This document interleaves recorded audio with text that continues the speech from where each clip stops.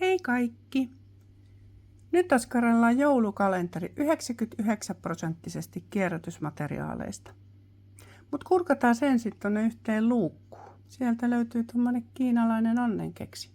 Ei muuten ollenkaan pöllömpi idea laittaa muutamaan luukkuun tommonen, jos on vähän ongelmia, että mitä noihin kaikkiin keksii. Don't worry about petty things. Älä murehdi pikkuasioista. Se on tämän kanavan ideakin.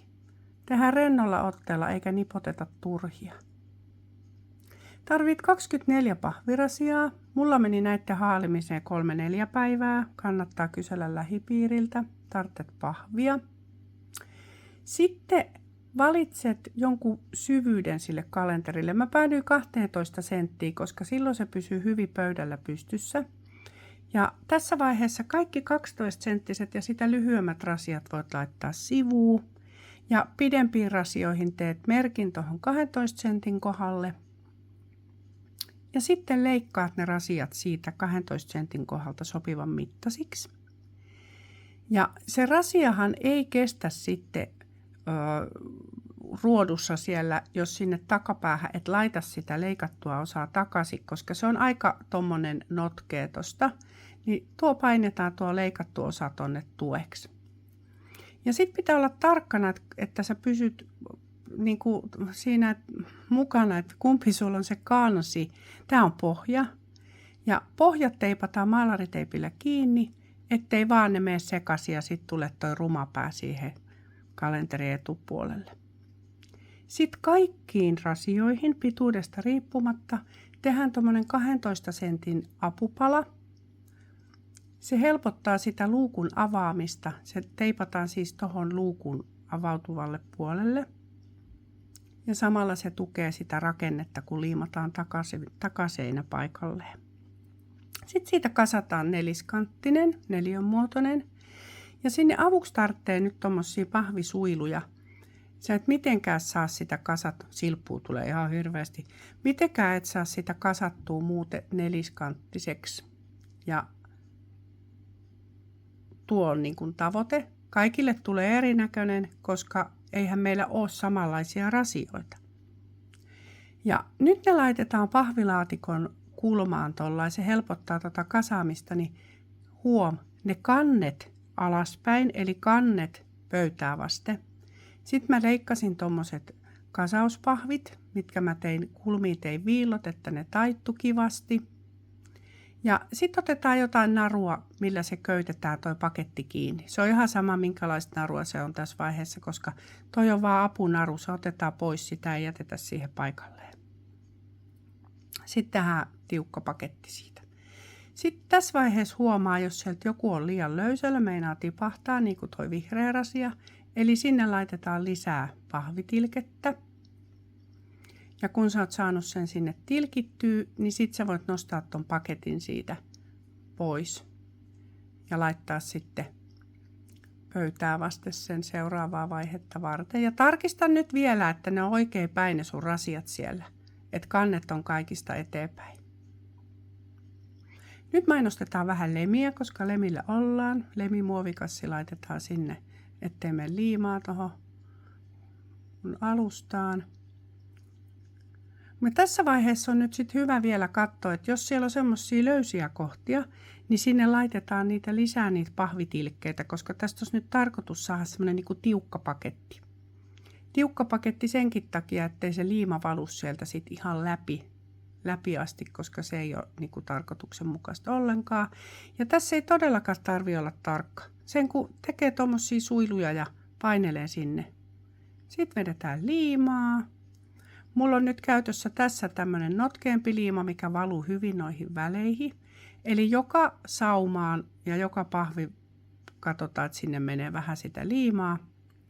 Niin se paketti kestää kasassa. Ja nosta se pystyyn kuivumaan, koska jos se liima valuu tuolta läpi, niin ne sun kannet liimaantuu kiinni.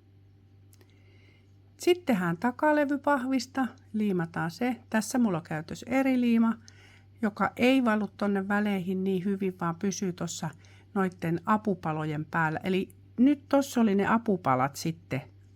Niiden varaan liimataan toi takakansi. Ja sitten jätetään taas kuivumaan. Tässä mä maalasin nämä akryylimaalilla. Huom, kannet auki, koska jos ne maali jää tonne väleihin, niin ne kannet liimaantuu kiinni ja niitä ei saa enää ehjänä kiinni. Auki, eikä kiinni eikä auki, eikä mene senat sakasi. Sitten valitaan teema. Eli mä valitsin nyt tähän tämmöisen tumman teeman. Mä otan noi joulun väriset tuolta pois. Mä valitsin tommosen tumman, vähän aikuismaisemman teeman. Tää rasia ei sovellu ihan pienille lapsille muutenkaan, koska ne ei varmaan malta olla kurkkimatta noihin luukkuihin.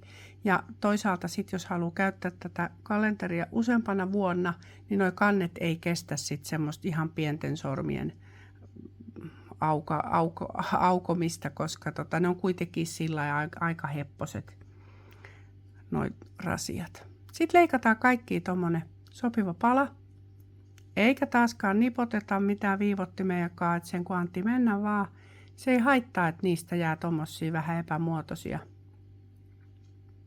Sitten ne liimataan kiinni, ne palat. Ja ne palat tuppaa jäämään vähän sillä käppyrää, niin sä tarvit avuksi pyykkipoikia. Pyykkipojilla laitetaan ne kuivumaan. Ja mun piti tää liimausvaihe tehdä 3 eri erässä, koska sä et saa kaikkia pyykkipoikia yhtä aikaa, vaikka sulla onkin tommonen ihan järkyttävä pyykkipoika hässäkkä jossain vaiheessa. Ja sit kun ne on kaikki liimattu kiinni, niin sit otetaan akryylimaalia ja pikkaset tuhritaan menemään. Ja hyvin tommoista vapaamuotoista, aika kuivalla pensselillä tehdään tommoista töhryä tonne. Huom, kannet auki, koska jos sitä maalia jää tonne väliin, niin se toimii kuin liima. Sä et saa sitä enää ehjänä auki. Eli tollain vaan roiskitaan vähän sen menemään. Sitten niihin tehdään numerot. Kultatussi on hyvä. Sitten kannattaa jossain vaiheessa ruveta miettimään, että minkä numero olet laittanut, että sulle oikeasti tulee ne numerot 1–24. Tää alkuhan on helppo. Sitten se on valmis. Ui, tästä tuli hieno. Mä tonne pohjaan laitoin vähän lisää pahvia ja sivuihinkin pistin vielä yhden ylimääräisen pahvikerroksen. Se voisi olla valmis tällainen. Tai sitten oikeastaan, siitä voisi tuunata vielä vähän se. Että jos tonne päälle tekisikin vähän semmoisen boho style, chunk style tyyppisen koristelun, mihin palataan viikon päästä. Eli nyt sulla on viikko aikaa tehdä toi loota ja viikon päästä sitten palataankin tähän vaiheeseen. Kiitos kun katsoit. Pysy kanavalla. Moi moi!